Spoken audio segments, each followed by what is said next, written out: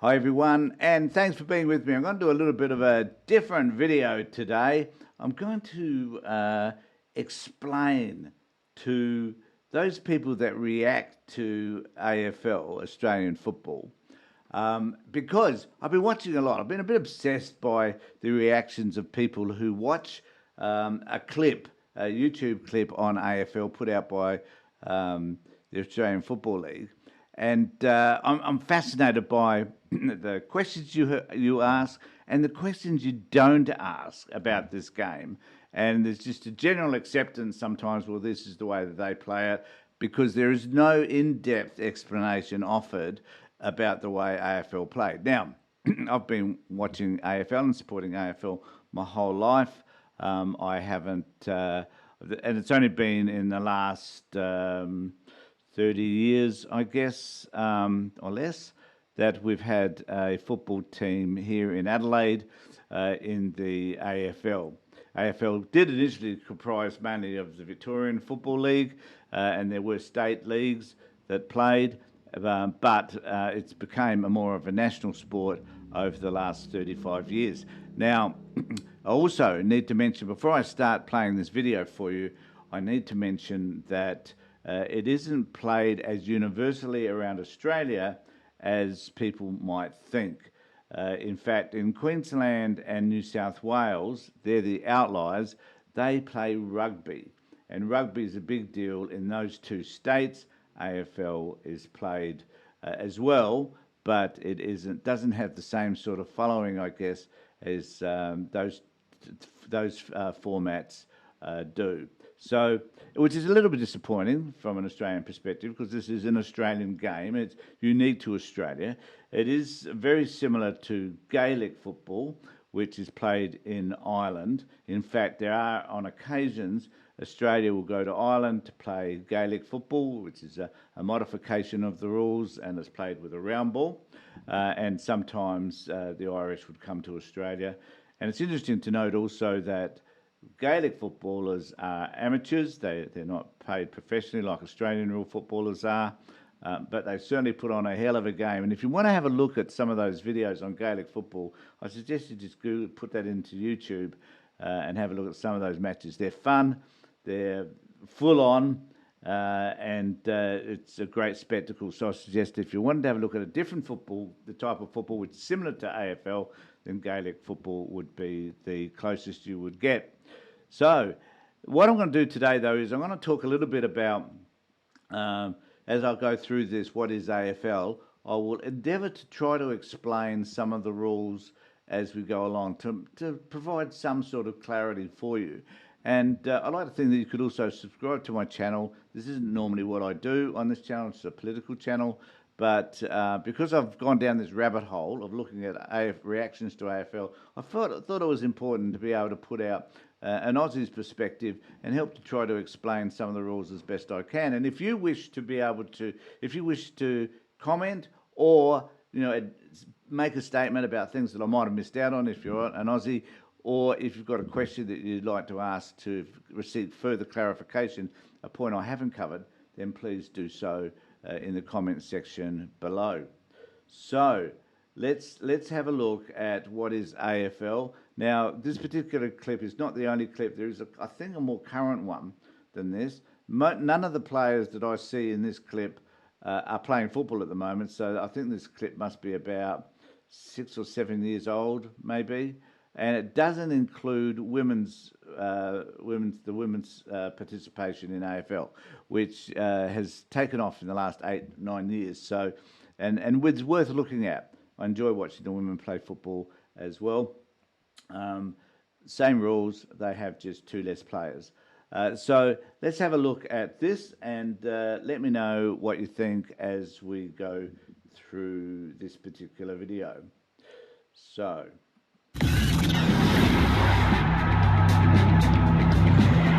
It's got running. Now they're starting to run. It's got kicking. The crowd willing him on. Shortly. Now, I just want to make a point about the kicking.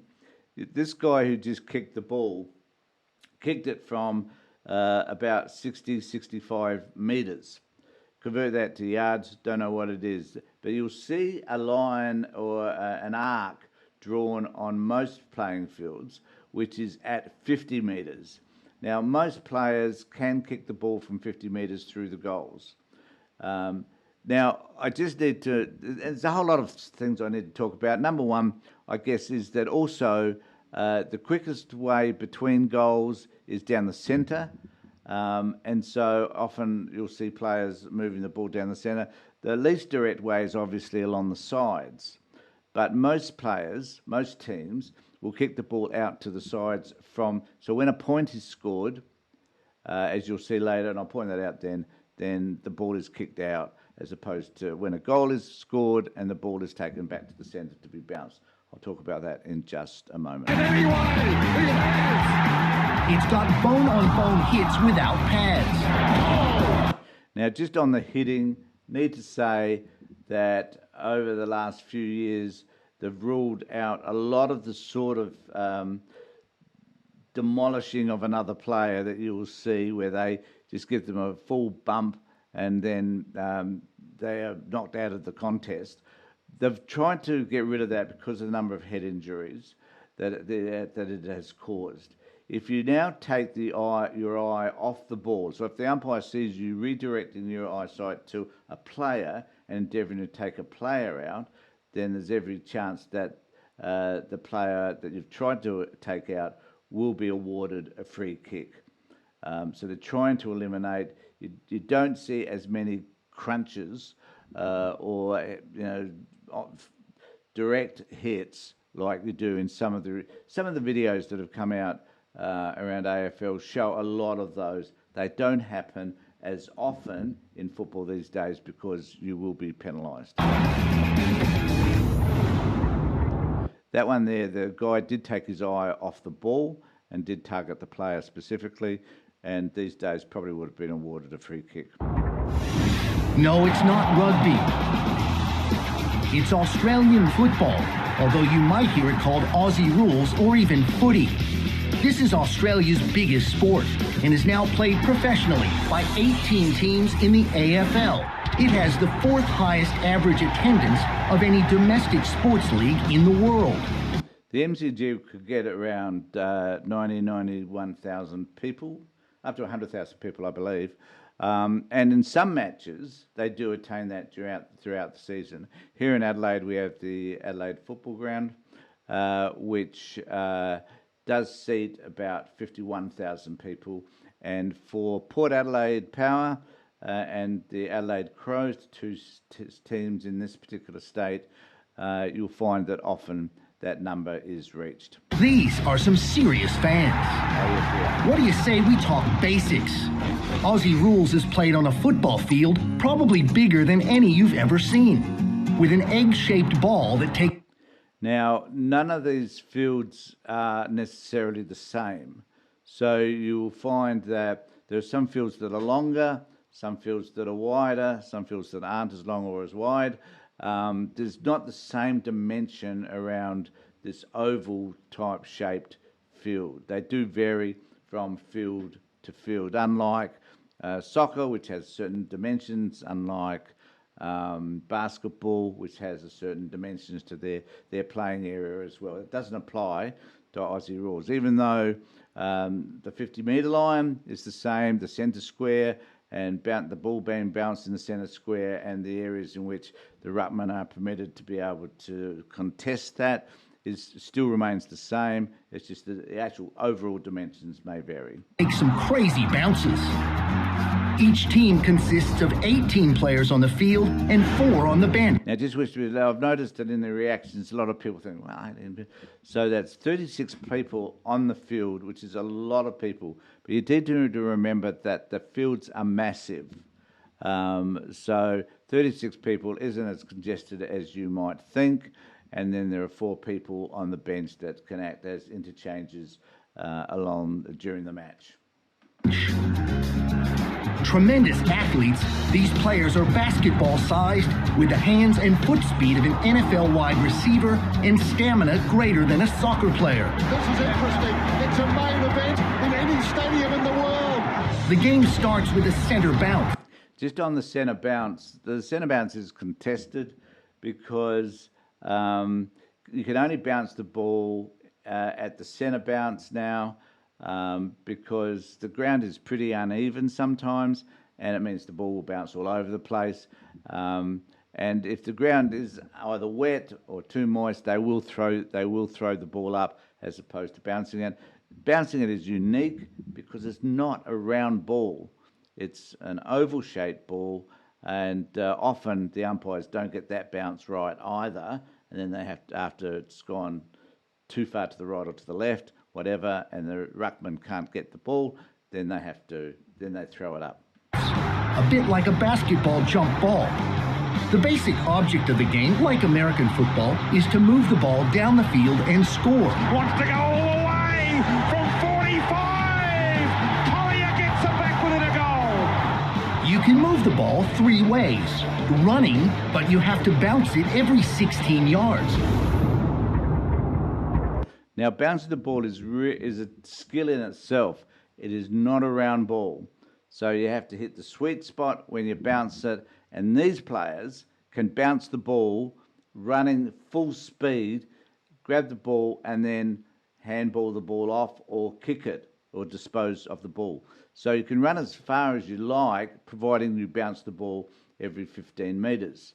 And so you can run the full length of the field, but you need to be able to bounce it, and then you need to dispose of it within that 15 metres if you choose to do so, or prior to being tackled. Using your fist to hit it forward. This is called a handball, another skill unique to Aussie rules.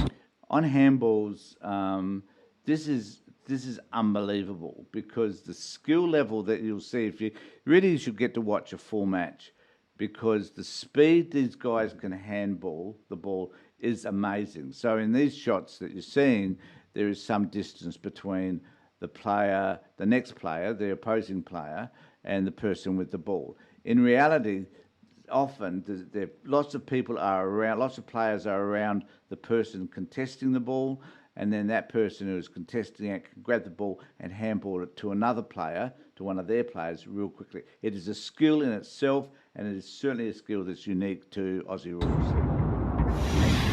Nice running. Ellis was involved as well. Frostholm started it all and drills it home. And of course, the most common way is kicking it. That one's called forward. Terrific.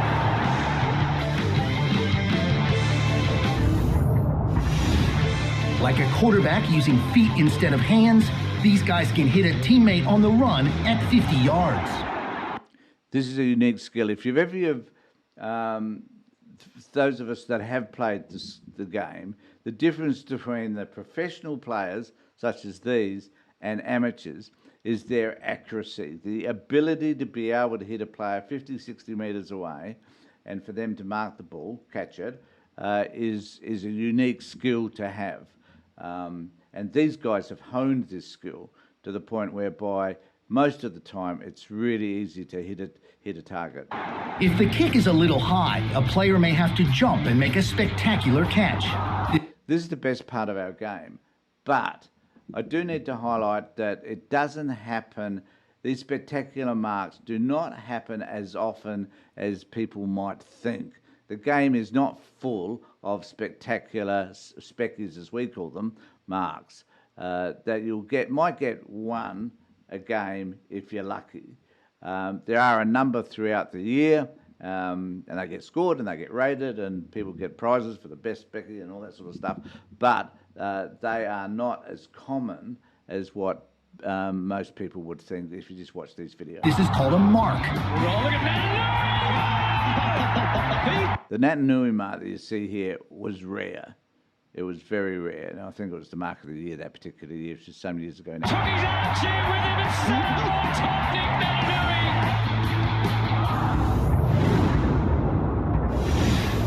And believe it or not, you can use the opponent as a springboard for jumping. If you take a mark, you can keep going, or you can stop on the spot and take an... The thing about Aussie rules football is that it's extremely fast. So a player can mark the ball, then handball it on to somebody else who's running past, or kick the ball immediately. The whole idea is to put your opposition player off guard. So to catch them out, to be faster than them, to create space between you and the next player so that you can hand the ball into that space so they can grab the ball, mark it, or receive the handball and kick it on. This is the idea basically behind Aussie rules footy. Unimpeded kick. Glorious kick. Once in scoring position, the idea is to kick the ball through the two large upright posts. That's a goal and worth 6 points. Remember that, because when we look at the scores in just a moment, that is 6 points. 6 points. The next one you'll see is 1 point. Here's left foot. Well within his repertoire. And you don't, to kick a ball, you don't, it doesn't have to go through the air to get in. It can be dribbled across the ground, as you just saw, go through, and that is a goal, if the which is 6 points. If the ball is touched by any player prior to going through the two big sticks, then that is only a point. If the ball is carried across the line by any player, then it is only 1 point. It has to go through between the big sticks unimpeded in order to get the 6 points for a goal. If you hit the post or send it between the big post and the outer lower post, it's worth 1 point and is called a behind. A final score line might look something like this. So 20 goals at 6 points is 120. It's as simple as that. And I see people reacting and saying, "Oh, that's too complicated." It isn't. It isn't all that complicated. 20 goals, 6 points each goal, right, is 120. And then there's the 10 behinds, which is the 10 singular points, which is another 10, which is 130. By the way, there's no offside rule. Don't get us wrong. And I just need to say that those scores at that height, that level, are rare. Normally, if a team gets 15 goals, then there's a good chance they will win that. They will win that match. 20 goals is an outlier, so around 15, 16 goals would normally win you a match. So they're not often as high as that. And these days, because of the defensive strategies that are used by teams, often the goals are far less throughout a match, which doesn't make that match as exciting, I hasten to add, because the more goals that are scored, then often the more exciting the match will be. Wrong. There are positions. Defenders defend. Forwards go forward. And midfielders, play in midfield. This is better from Hawthorn.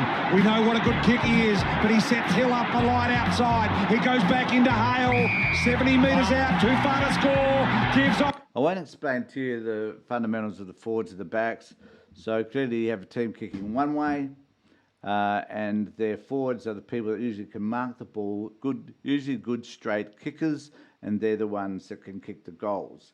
They're not necessarily all tall people, even though to be tall is an advantage, and they can have smaller people or smaller forwards who can take the ball off the ground. If the ball's hit to the ground, they can grab that ball and kick the goals, and often they do. So the back people, the people in the back line, are often tall people who stand those forwards, big or small, and who are there to punch the ball away, take the ball, and get the ball out of that forward line and start focusing on putting the ball towards their own forward line. So that is basically the structure. And also the other thing I need to mention is that if the ball goes behind the post and it's a 1 point score, then the full back or the person in the back line will kick the ball out. The ball doesn't go back to the centre for that. The back line, if it goes behind the line, behind the large two posts, the goal posts, then it's only 1 point, and then a fullback will kick the ball out into play. And that wasn't mentioned in this video, but that's just the way it is. Peter Suckling with a low belter. Players come in all shapes and sizes. The Fremantle Dockers have 5'8" Hayden Ballantyne, 6'3" Nate Fife, and 7-footer Aaron Sandilands. You can tackle hard, but not... The size of the players is an issue because over time, the players have become taller and playing in the midfield roles, the smaller person's roles.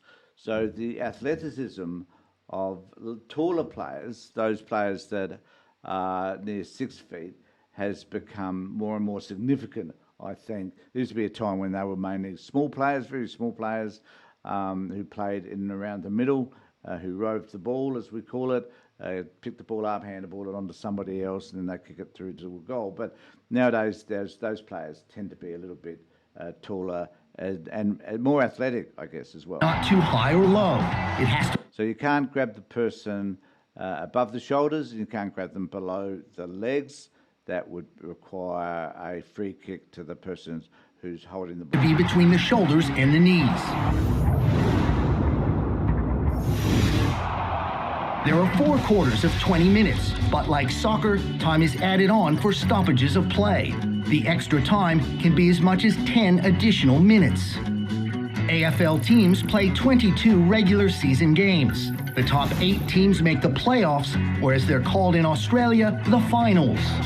I heard someone suggesting, some British bloke, I think it was, reacting to AFL and suggested that there should be just a winner at the end of the season. So the person is the team that's at the top of the ladder should just win. We do have what we call a minor premiership, so that if a team such as Sydney in this case were at the top of the ladder, then they would win. It ignores the question, well, what if there are 2 teams that have the same number of points? How do you break them up?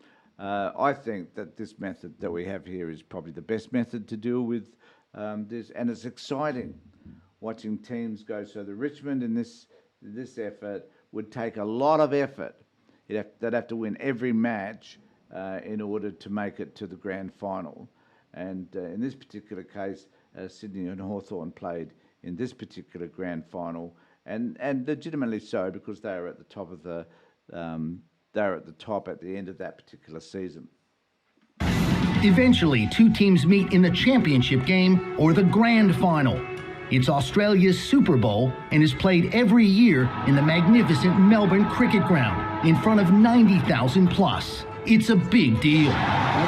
And it's contentious as to why they have to play it at the Melbourne Cricket Ground. VFL, Victorian Football League, has had control over Aussie rules football for almost over 100 years. And so, and the MCG, the Melbourne Cricket Ground, has had a licence for that game, for the AFL finals to always be played there. I think the AFL finals should be played at the team who comes top, who is above the other team, I guess, when it comes to the finals, which would mean that those matches would be spread more around Australia. It just so happens that the MCG can house the largest number of people, which is, around 100,000 people. Opening bat, Kennedy, long kick, goal. First of the grand final. Good looking kick. He's got it. Franklin. Oh, yes, he has. Melchesky run down holding the footy. Langford running hard. He'll fancy this. So let me know what you think.